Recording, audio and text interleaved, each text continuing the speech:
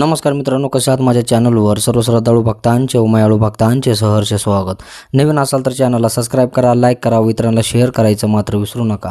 चेडा गोटा असो, देवींचे शिपाई असो, देवींचे राखणदार असो, देव असो, दिवे असो, अशी गुपित माहिती सांगणारं, सत्यावर माहिती सांगणारं, शोध करून अभ्यास करून वारवडणाऱ्या माणसांकडून लोकाला आलेल्या अनुभवावरून आणि सत्य बोलावून आम्ही तुम्हाला माहिती देत असतो, जेणेकरून देवादिकांविषयी तुम्ही वंचित राहिला ना पाहिजे माहितीविषयी. हे मात्र लक्षात ठेवा. चेडा गोटा असो, त्यांचे 52 पत्ते सांगितले, 52 त्यांची नावे सांगितले, 52 विद्या सांगितले, अशा अनेक प्रकारचे अनेक गूढ रहस्य शोध अस्तित्वाचे प्रथम पहिले चॅनल आहे, जे की सोडवण्याचं काम करत असताना सत्य माहिती सांगण्याचं काम करत असतं, कुठल्याही प्रकारची अंधश्रद्धा न पसरवता श्रद्धेच्या जीवावर आणि मित्रांनो लोकाला आलेल्या अनुभवावर जी की आम्ही माहिती देत असतो आणि तुम्हाला देण्याचं कार्य करत असतो, जेणेकरून तुम्ही कुठल्याही माहितीला वंचित राहिला नाही पाहिजे. हे मात्र लक्षात ठेवा. जसे गूढ रहस्य असो, तंत्रमंत्रातले विषय असो, टोडगे असो, त्याच्यानंतर अशा अनेक प्रश्नांचे उत्तरावर व्हिडिओ बनवून दिलेला आहे.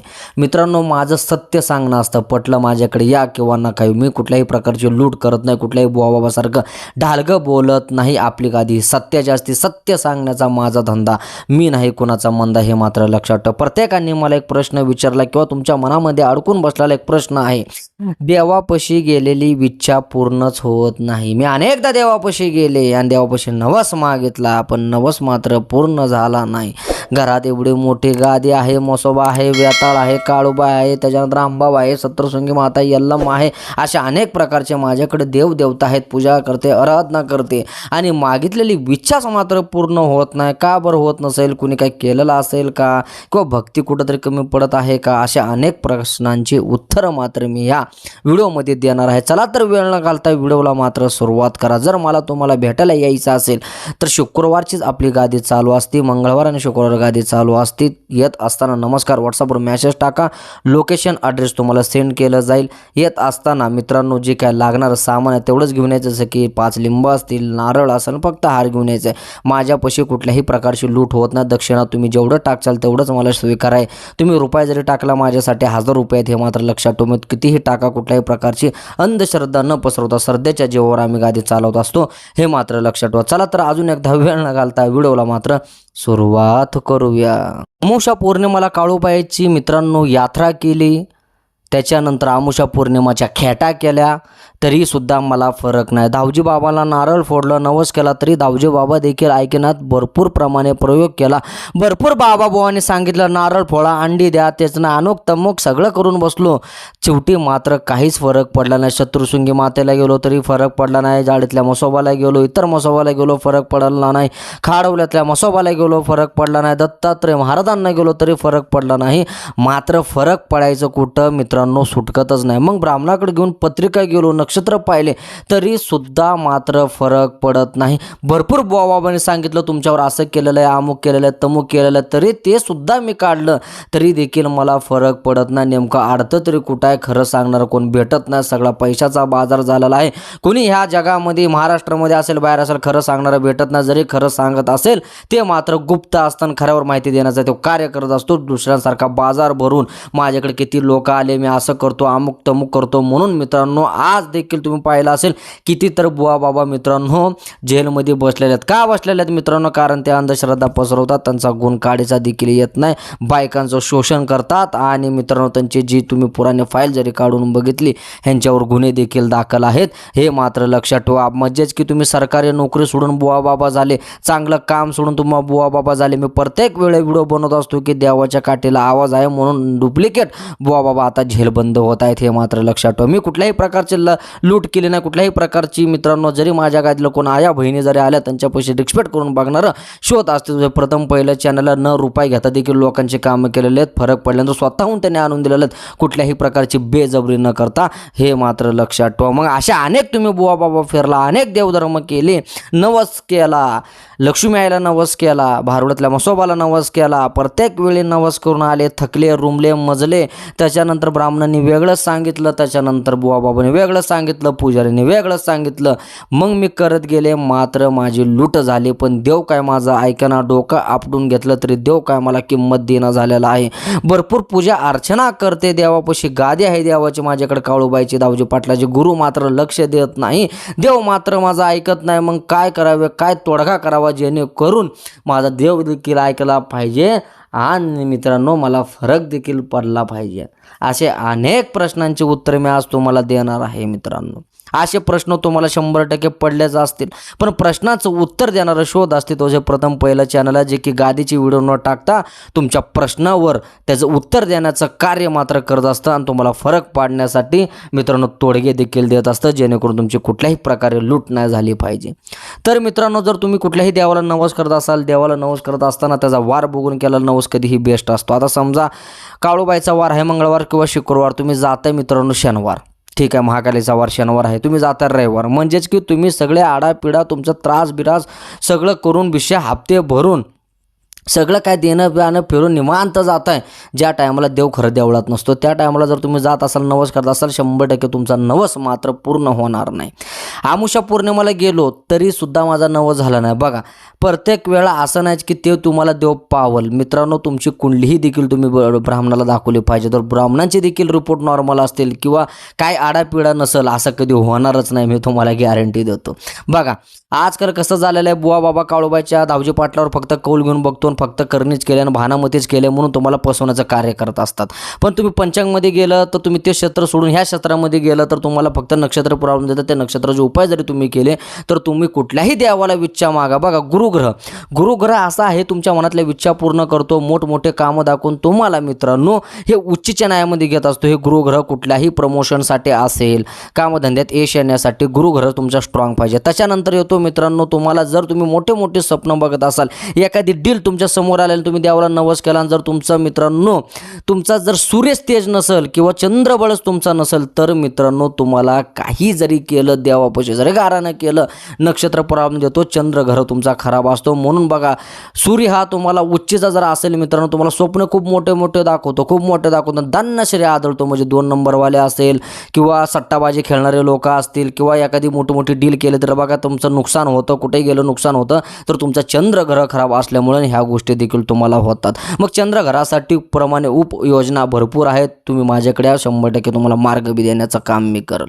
ज्या टायमाला तुमची कुंडली चांगली असेल त्या टायमाला कुठल्याही देवाला नवस केलेला पूर्ण होतो मित्रांनो. फिरून बिरून बोलत नाही, फर्स्ट आहे ते सांगतो. बरं, कुंडलीही चांगली असेल महाराज, त्याच्यानंतर महाराज माझं देवधर्म बी चांगला आहे महाराज, मग अडतंय कुठं ना कुठं तुमचा कर्म चुकत असेल, कुठं ना कुठं तुम्ही चुकला असेल.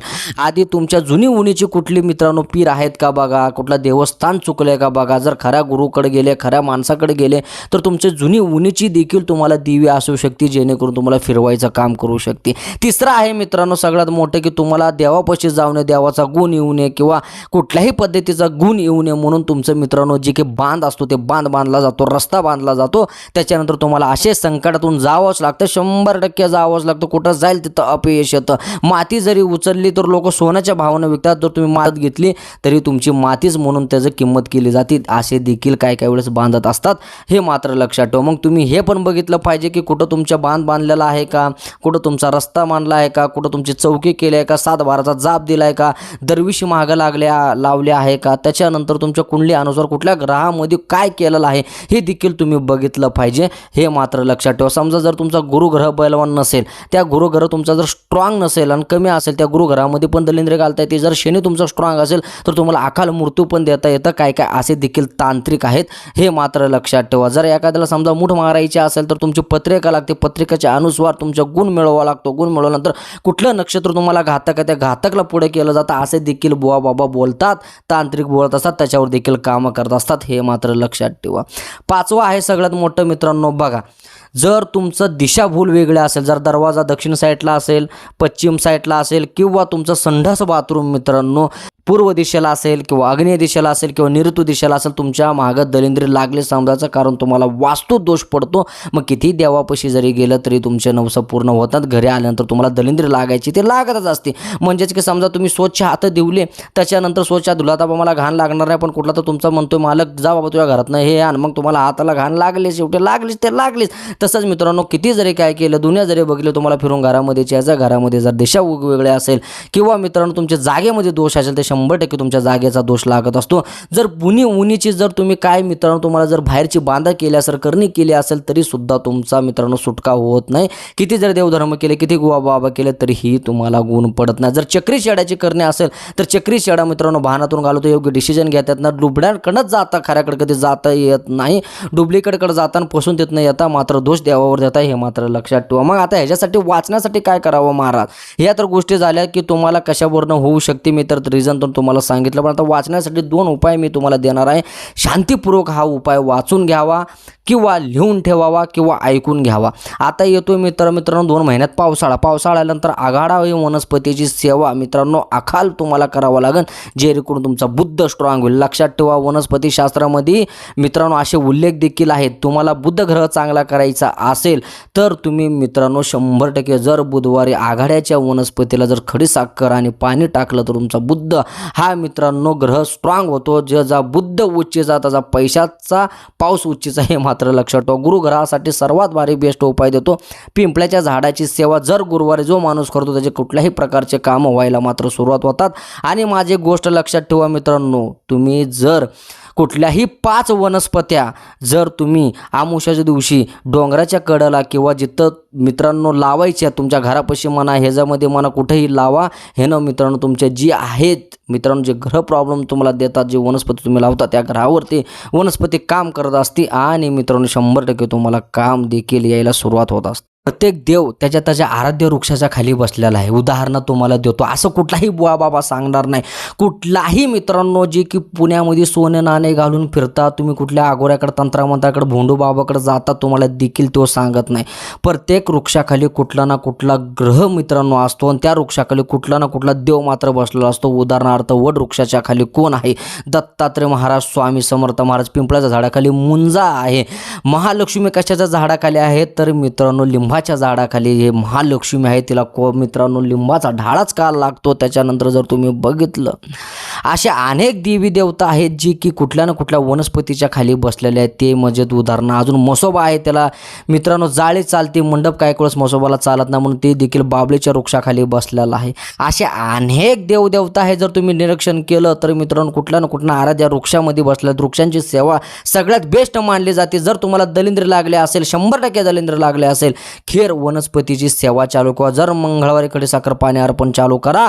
जे मंत्र सांगेल ते मंत्र घेऊन सगळ्या गोष्टी करा, त्याशिवाय रुजू होणार नाही। तुम्हाला जर तुम्हाला बघायचं असेल, यायचं असेल तर मित्रांनो शुक्रवारी गादीच मंगळवारी गादीच चालू असते। 100% मार्ग तुमचा खुला करून दिला जाईल, मंत्र देखील जला दिला जाईल। पण जे सांगितलेलं उपाययोजना 100% करा। कमीत कमी 3 महिने देखील तुम्ही केलं पाहिजे। 100% गुण येतो। कोणाकडे जाऊ नका, फसवू नका, हे माझी गॅरंटी, हे मात्र लक्षात ठेवा। झाडांची सेवा करा। प्रत्येक वृक्षाखाली देव मात्र बसलेला आहे, हे मात्र तुम्ही बघा। कुठेही निरीक्षण करा, काही निरीक्षण करा, बघा तुम्हाला कुठं ना कुठं देव वृक्षाखालीच भेटलेला दिसेल, हे मात्र लक्षात ठेवा। व्हिडिओ आवडल्यास लाईक करा, सबस्क्राईब करा आणि शेअर करायचं मात्र विसरू नका। मी सत्यावर माहिती घेत असून काय ना काय नवीन तुमच्यासाठी पोहोचवत असतो, जेणेकरून तुम्हाला नवीन तोडगे भेटावेत, ग्रंथातले तोडगे भेटावेत, ओरिजिनल तोडगे भेटावेत। म्हणून यूट्यूबला माझे चॅनल आहे, इतरांना शेअर करा, मित्रांना, आईला, काकूला, दादेला, सगळ्यांना माझी लिंक पाठवून द्या। खऱ्या माहिती त्यांना देखील मिळू द्या। फसवणूक दुनियामध्ये फसवणे म्हणून मी तुम्हाला सांगत असतो, हे मात्र लक्षात ठेवा। धन्यवाद व्हिडिओ पाहिल्याबद्दल। जर कोणाला कुठल्याही शंका असेल, गेरमाळेविषयी शंका असेल, गुरुविषयी शंका असेल, तंत्रमंत्राविषयी शंका असेल, करणी भानमतीविषयी शंका असेल, प्रमोशन होत नसेल, कुठल्याही शंका असेल, मला विचारायचे असेल, डिस्क्रिप्शन बॉक्समध्ये माझा नंबर दिलेला, काय अटी दिलेला त्या अटी वाचूनच मला कॉल करा। अन्यथा नसला गेला तरी चालेल, प्रॉब्लेम हा तुमचा असतो, माझा नाही, हे मात्र लक्षात ठेवा। धन्यवाद। काळूबाईच्या नावानं चांगलं, सुरूच्या दाऊजी पाटला चांगल्याही देवाची तुम्ही पूजा करत असाल, देवीची पूजा करत असाल तर चांगलं उदं लिहायला मात्र कमेंटमध्ये विसरू नका। धन्यवाद।